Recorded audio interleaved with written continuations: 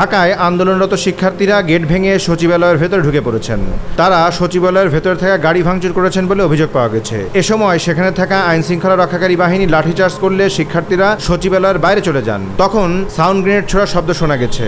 এছাড়া কাঁদানে গ্যাসের শেলও ছোড়া হয়েছে। এতে অনেক শিক্ষার্থী আহত হয়েছেন বলে জানা গেছে। আজ মঙ্গলবার বিকেল 4টার দিকে এ ঘটনা ঘটে।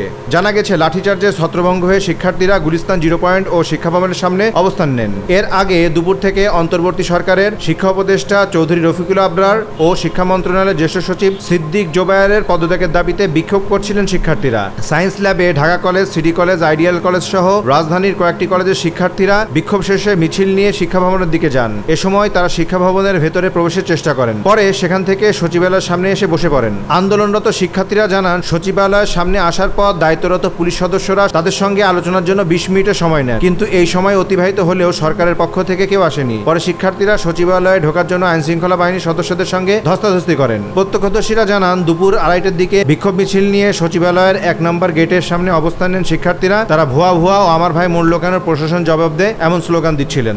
নিউজ ডেস্ক, দৈনিক রানার।